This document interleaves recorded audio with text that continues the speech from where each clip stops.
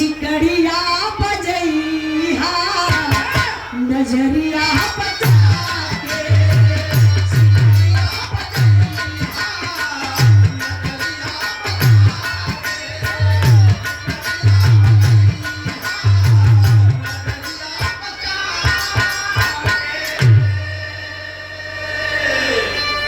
हमारे धर्म के भैया आप माननीय लल्लू प्रधान जी पेट्रोल पंप के मालिक हैं, साथ में हमार बिरहा भी करोले रलन। यही आप लोगों के बगल में हमार और प्रेमचंद भैया का बड़ा विशाल कार्यक्रम करोले रलन, बड़ा आनंद आई। गीता नगर यहाँ से तो काफी दूरी हो रही 15 किलोमीटर। बहुत बहुत भैया के प्रणाम को करे पहले भी एक बिरहा करोले रलन भैया लल्लू भैया के प्रणाम में गीत के भाव पर 100 रुपए का पुरस्कार देकर सम्मान के प्रेमचंद भैया के साथ तेरा ले केशव भैया के याद बा।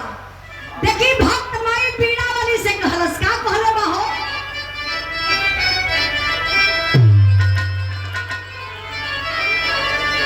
अरे दया कैलु मैया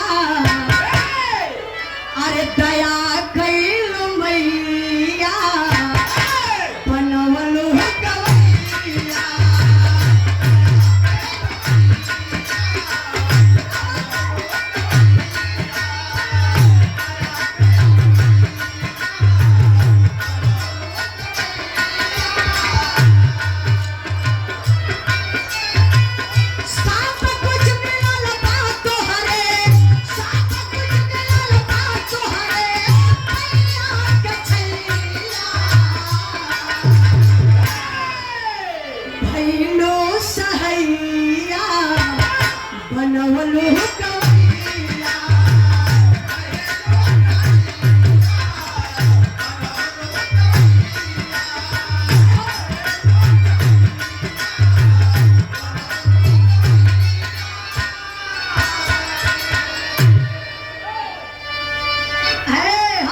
गवैया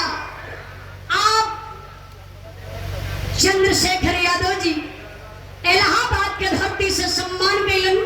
हमारे धर्म के भैया हैं, बड़े शुभचिंतक हैं, हमेशा हाल चाल भैया लेते रहे। सम्मान के लिए 100 रुपए का पुरस्कार देके भैया के बहुत बहुत प्रणाम, सब भाई के नमस्कार प्रणाम बा। लेकिन हमारे अंतरा के लाइन में ये बिटिया माई से कलश के हेव लगा नैया मझधार में बा खेल के किनार करी ऐसे कहलस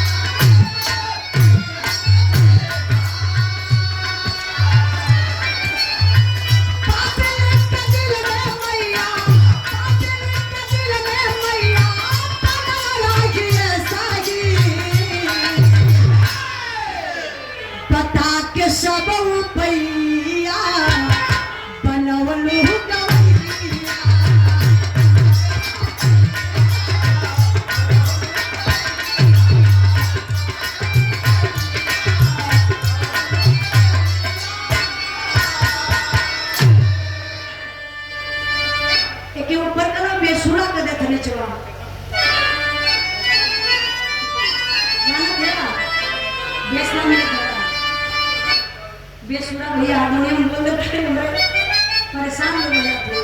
बीरन बना दा बड़े भैया पवन सिंह गोपीनाथपुर के धरती से, गोविंदासपुर के धरती से पवन सिंह भैया के तरफ से 100 रुपए का पुरस्कार। भैया के बहुत बहुत प्रणाम। हमारे वंदना का आखिरी लाइन में ऊपर वाले के एकदम मत छुइया, खाली हारमोनियम सही करिया दिया। वंदना का आखिरी लाइन में बिटिया माई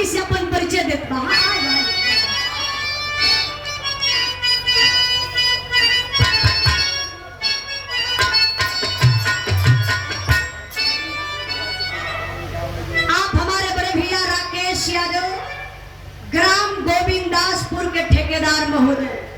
भैया कौन चीज का ठेकेदार हुआ? अब 200 रुपया और देता पता तो है। बहुत ज्यादा हाँ 200 रुपए का पुरस्कार देके सम्मान किए राकेश यादव जी। बड़े भैया के बहुत बहुत प्रणाम। तनी हमारे वंदना के लाइन पर आप लोग ध्यान दीजिएगा। कहना है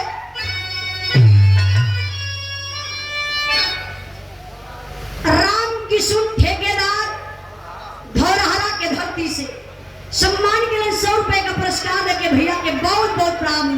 कहना है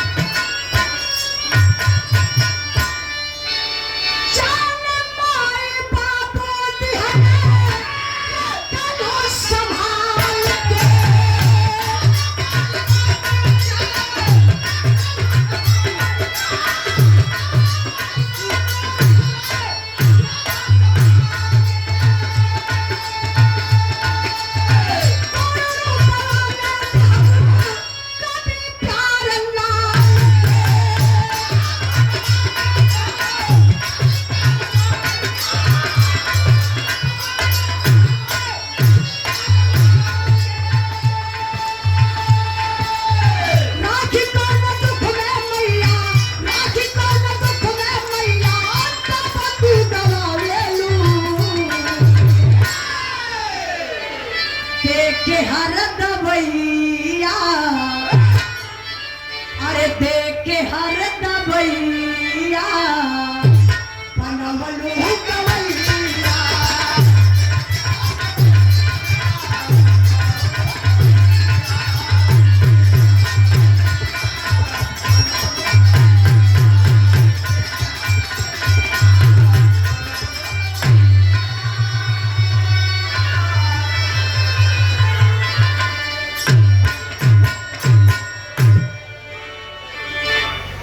₹101 का पुरस्कार केशव